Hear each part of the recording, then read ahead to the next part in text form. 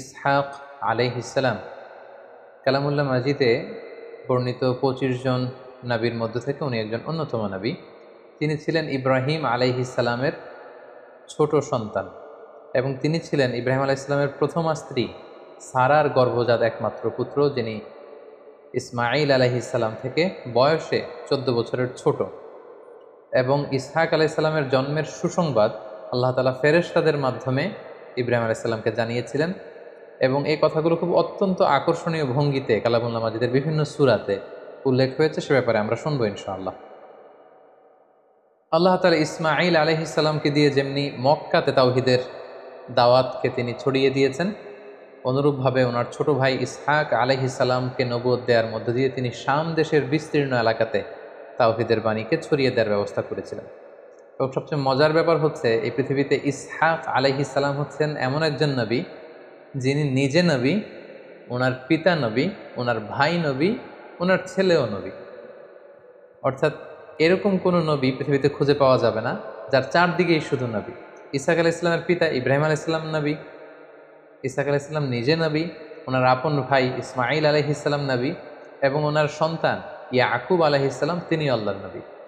এজন্য আল্লাহ রাসূল সাল্লাল্লাহু আলাইহি ওয়াসাল্লাম সহিহ বুখারীর বর্ণনায় এসেছে যে ওনার 4টি জেনারেশনকে তিনি সম্মানিত 4টি জেনারেশন বলে উল্লেখ করেছেন এবং তাদেরকে তিনি কারীম বলে অভিহিত করেছেন। তিনি বলেছেন, আল কারীম ইবনুল কারীম ইবনুল কারীম ইবনুল কারীম, ইউসুফ ইবনে ইয়াকুব ইবনে ইসহাক ইবনে ইব্রাহিম আলাইহিমুসসালাম। অর্থাৎ এই জেনারেশনের 4টা জেনারেশনকে আল্লাহ রাসূল সাল্লাল্লাহু আলাইহি ওয়াসাল্লাম সম্মানিত জেনারেশন কারীম বলে তিনি উল্লেখ করেছেন। তিনি বলেছেন ইউসুফ তিনি একজন কারীম, যিনি ইয়াকুব আলাইহিস সালামের সন্তান, তিনিই হচ্ছেন আল কারীম। তিনি হচ্ছেন ইসহাক আলাইহিস সালামের সন্তান, তিনিও আল কারীম। তিনিও ইব্রাহিম আলাইহিস সালামের সন্তান। অর্থাৎ কারীম ইবনুল কারীম ইবনুল কারীম ইবনুল কারীম, 4টি সম্মানিত জেনারেশন। ফেরেশতা পাঠিয়ে আল্লাহ তাআলা ইসহাক আলাইহিস সালামের জন্মের সুসংবাদ দিয়েছে, আমরা শুরুতে বলেছি। সেই সুসংবাদ দেওয়ার ব্যাপারটি কেমন ছিল আমরা সরাসরি কোরআন থেকে শুনব। সূরা হুদে আল্লাহ তাআলা ইরশাদ করছেন, ওয়ালাকাদ জাআত রুসুলুনা ইব্রাহিমা বিল বুশরা ক্বালু সালামা। আল্লাহ তাআলা ইব্রাহিম আলাইহিস সালামের কাছে সুসংবাদ পাঠিয়েছেন। আল্লাহ তাআলা যে ইসহাক আলাইহিস সালামকে দান করবেন এই সুসংবাদ পাঠানোর জন্য তিনি একদল ফেরেশতাকে পাঠালেন। তারা এসে ইব্রাহিম আলাইহিস সালামকে সালাম দিল। ক্বালা সালাম, ইব্রাহিম আলাইহিস সালাম সালামের উত্তর দিলেন। ফামা লাবিসা আন জাআ বিআজলিন হানিফ। আমরা জানি যে ইব্রাহিম আলাইহিস সালাম অত্যন্ত অতিথি পরায়ণ একজন নবী ছিলেন। তিনি মেহমানদেরকে খুব পছন্দ করতেন, মেহমানদেরকে খাওয়াতে পছন্দ করতেন।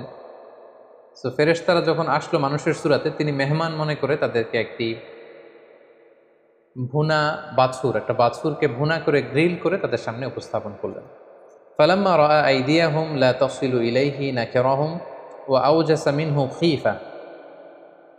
তিনি দেখলেন যে মেহমানরা সামনে ভুনা বাছুর যখন দেয়া হলো গ্রিল করে, তারা কেউই খাচ্ছে না। বাছুরের সেই প্লেটে কেউ হাত দিচ্ছে না। দীর্ঘ সময় হয়ে গেল ওনারা খাচ্ছেন না। এটা দেখে ইব্রাহিম আলাইহিস সালাম ভয় পেয়ে গেলেন। তিনি ভাবলেন যে এরা ডাকাত দল না তো, কারণ তখনকার সময়ে ডাকাতরা অনেক সময় ছদ্মবেশে ঘরে প্রবেশ করত। তিনি ভাবলেন যে তারা কোনো ক্ষতি করবে না তো। তো ইব্রাহিম আলাইহিস সালাম যখন একটু চিন্তিত হলেন, বিচলিত হলেন, এটা যখন ফেরেশতারা বুঝতে পারলো, ক্বালু লা তাখাফ ইন্না উরসিলনা ইলা কওমি লূত। ফেরেশতারা বলল যে আপনি ভয় পাবেন না, আসল ব্যাপারটা আমরা খুলে বলছি, আমরা আসলে আল্লাহর পাঠানো ফেরেশতা। লূত আলাইহিস সালামের কওমকে ধ্বংস করে দেবার যে ঘোষণা, এটা নিয়ে আমরা এসেছি। তার আগে আপনাকে একটা সুসংবাদ আমরা শুনিয়ে যাব। ওয়া ইমরাআতুহু কাইমাতুন ফাদাহিকাত ফাবাশশারনাহা বিইসহাকা ওয়া মিন ওয়ারাই ইসহাকা ইয়াকুব। এবং তারা ইব্রাহিম আলাইহিস সালামকে সুসংবাদ দিল যে আপনাকে আল্লাহ তাআলা খুশি হয়ে আরও একটি সন্তান দান করবেন, যার নাম হবে ইসহাক, এবং ইসহাকের পরে আপনার এক নাতি হবে ইসহাকের বংশে, তার নাম হবে ইয়াকুব। এই কথোপকথনগুলো যখন ইব্রাহিম আলাইহিস সালামের স্ত্রী সারা পর্দার অন্তরাল থেকে শুনছিলেন, তিনি লজ্জায় কাচুমাচু হয়ে তিনি হাসছিলেন। কারণ তিনি ভাবছিলেন আমার বয়স এখন 90 আর আমার স্বামী ইব্রাহিমের বয়স হচ্ছে 100। সো উনি হচ্ছেন বৃদ্ধ, আমি হচ্ছি বৃদ্ধা, আমাদের এই বয়স আবার সন্তান হবে কি করে। তিনি মুখ খুলে বলেই ফেললেন, ক্বালাত ইয়া ওয়াইলাতা আলিদু ওয়া আনা আজুজ। এই বৃদ্ধা অবস্থায়, এই বয়সে, এই বুড়ি বয়সে আমার বুঝি সন্তান হবে? তিনি হেসে দিলেন, ওয়া হাযা বা'লি শাইখা। আর আমার স্বামী ইব্রাহিম তো অত্যন্ত বয়োবৃদ্ধ। ইন্না হাযা লাশাইউন আজীব, এটা তো অনেক আজীব একটা ব্যাপার, আশ্চর্যের ব্যাপার, কি করে আমার সন্তান হবে? ক্বালু, ফেরেশতারা বলল, আতা'জাবিনা মিন আমরিল্লাহ, আল্লাহর কোনো আদেশে, আল্লাহর কোনো ব্যাপারে আপনি আশ্চর্য হচ্ছেন? আল্লাহর পক্ষে তো সবই সম্ভব। রাহমাতুল্লাহি ওয়া বারাকাতুহু আলাইকুম আহলাল বাইত, আপনাদের পুরো ফ্যামিলির উপর আল্লাহ তাআলার রহমত এবং বরকত। ইন্নাহু হামিদুম মাজিদ, নিশ্চয়ই তিনি প্রশংসিত, তিনি মহিমান্বিত। তো এভাবে ফেরেশতা পাঠিয়ে একজন সন্তান যে আল্লাহ তাআলা দান করবেন, ফেরেশতা পাঠিয়ে তিনি চমৎকার ভঙ্গিতে আগাম সুসংবাদ দিয়েছেন। আল্লাহ বলেছেন যে, হে ইব্রাহিম, তুমি তোমার সন্তান ইসমাইলকে কুরবানি করার জন্য উদ্ধত হয়েছিলে, খুশি হয়ে তোমাকে আমি আরও একটি সন্তান দান করলাম, যার নাম হবে ইসহাক। এবং অন্য একটি আয়াতে সূরাতুল আম্বিয়াতে আল্লাহ ইরশাদ করছেন, ওয়া ওয়াহাবনা লাহু ইসহাক ওয়া ইয়াকুবা নাফিলাতান ওয়া কুল্লান জাআলনা সলিহিন। অর্থাৎ, হে ইব্রাহিম, আপনি যখন সন্তান চেয়েছিলেন, দোয়া করেছিলেন, আমি ইসমাইলকে দান করেছি, কিন্তু ইসহাকের জন্য কিন্তু আপনি দোয়া করেননি, বরং এটাকে আমি অতিরিক্ত নাফিলাতান লাক, ইসহাককে আমি আপনার জন্য দান করছি অতিরিক্ত হিসেবে, এবং ইসহাকের সন্তান হবে ইয়াকুব। এগুলো সবগুলোই হচ্ছে অতিরিক্ত একটা স্পেশাল মার্সি এবং ব্লেসিংস আপনার প্রতি। ওয়াজআলনাহুম আইম্মাতান ইয়াহদুন, এবং তাদেরকে I am gonna make them leader of the উম্মাহ, গোটা উম্মার তারা লিডার হবে, তারা গোটা বিশ্বের মানুষকে হেদায়েতের বাণী দিয়ে আলোকিত করবে। এবং সাইয়েদনা ইব্রাহিম আলাইহিস সালাম যখন এই সুসংবাদ শুনলেন, তিনি অত্যন্ত খুশি হলেন, পাশাপাশি তিনি অ্যামেজড হলেন, অবাক হলেন যে আমি 100 বছর বয়স, আল্লাহ তাআলা আবার আমাকে সন্তান দিবেন। তিনি শুকরিয়া আদায় করলেন। তিনি বললেন, আলহামদুলিল্লাহিল্লাযী ওয়াহাবা লি আলাল কিবারি ইসমাঈল ওয়া ইসহাক ইন্না রাব্বী লাসামিউদ দুআ। প্রশংসা সেই সত্তার, সে আল্লাহর, যিনি এই বুড়ো বয়সে, এই বার্ধক্যে উপনীত অবস্থায় তিনি আমাকে দুটি সন্তান দিচ্ছেন। ইসমাইলকে তো দিয়েছেন, তার 14 বছর পরে তিনি ইসহাককে দান করার এই সুসংবাদ তিনি আমাকে শোনাচ্ছেন। সাইয়েদনা ইসহাক আলাইহিস সালামের ব্যাপারে আলাদা করে কোনো ঘটনা কালামুল্লাহ মাজিদে উল্লেখ পাওয়া যায় না, বরং অন্যান্য নবীদের সাথে মিলিয়ে আল্লাহ তাআলা সাইয়েদনা ইসহাক আলাইহিস সালামের ব্যাপারে বিভিন্ন আয়াতে তিনি কথা বলেছেন। যেমন সূরা নিসা আল্লাহ তাআলা ইরশাদ করছেন, ইন্না আওহাইনা ইলাইকা কামা আওহাইনা ইলা নূহি ওয়ান নাবিয়্যিনা মিন বা'দিহি ওয়া আওহাইনা ইলা ইব্রাহিম ওয়া ইসমাঈল ওয়া ইসহাক ওয়া ইয়াকুব ওয়াল আসবাত।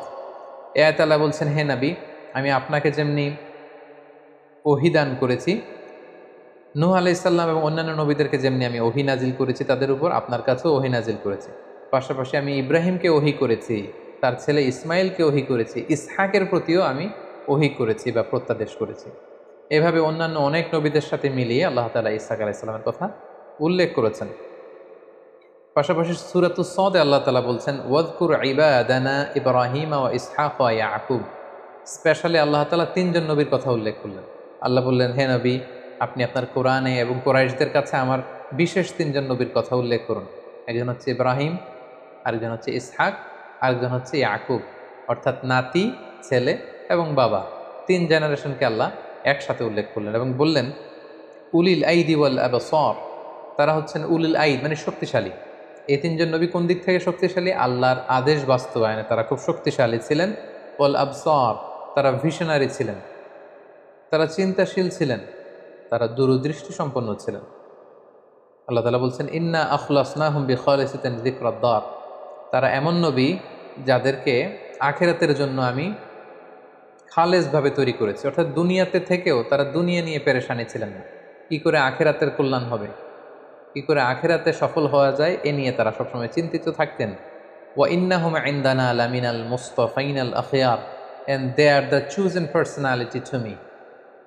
যে 3 জনের কথা বললেন, আল্লাহ বললেন যে তারা হচ্ছে আমার কাছে চুজেন, মনোনীত, পছন্দনীয়। সুবহানাল্লাহি ওয়া বিহামদিহি। এভাবে অন্যান্য নবীদের সাথে মিলিয়ে বিভিন্ন আয়াতে আল্লাহ তাআলা ইব্রাহিম আলাইহিস সালামের ছোট ছেলে ইসহাক আলাইহিস সালামের ব্যাপারে তিনি উল্লেখ করেছেন।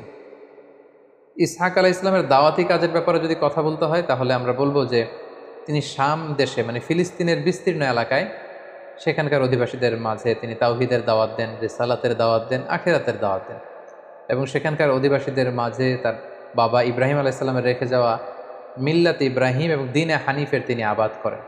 অর্থাৎ ইব্রাহিম আলাইহিস সালাম যে দাওয়াত দিচ্ছিলেন, সে দাওয়াতেরই পূর্ণতা দান করেন সাইয়েদনা ইসহাক আলাইহিস সালাম।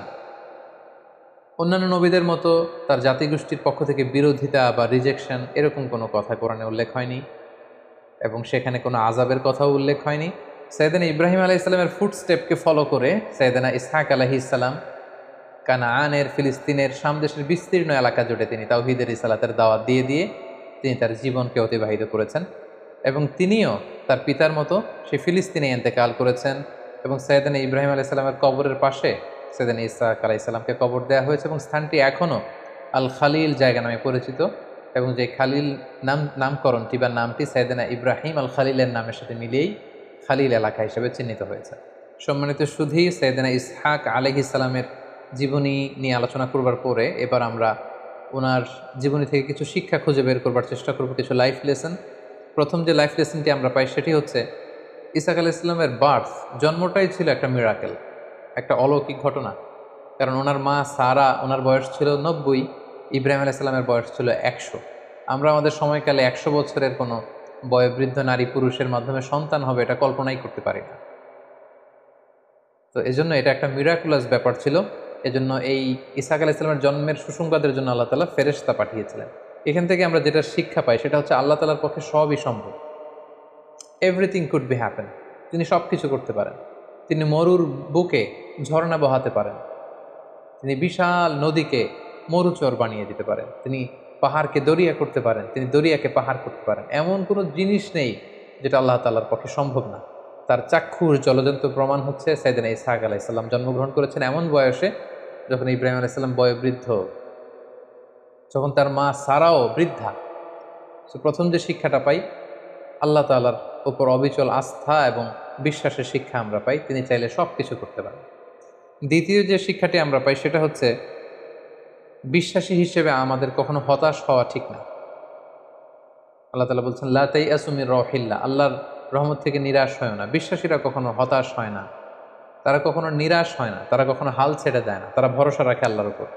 অনেক দম্পতি আমাদেরকে বলে যে দীর্ঘদিন তাদের দাম্পত্য জীবনে কোনো সন্তান হয়নি, তারা নিঃসন্তান। তাদেরকে আমরা বলি যে আপনারা সাইয়েদনা ইব্রাহিম আলাইহিস সালাম যেভাবে দোয়া করেছিলেন সেভাবে দোয়া করুন।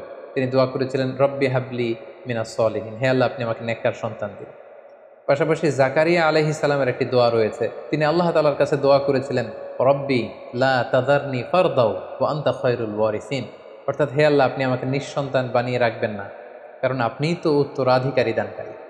সো এই দুটি দোয়ার কথা আমরা সে সমস্ত দম্পতিদেরকে সাজেস্ট করে থাকি যাদের দীর্ঘদিন চেষ্টা করে যাওয়ার পরও যাদের সন্তান হয়নি, আমরা বলবো আপনারা এই দোয়াটি পড়ুন।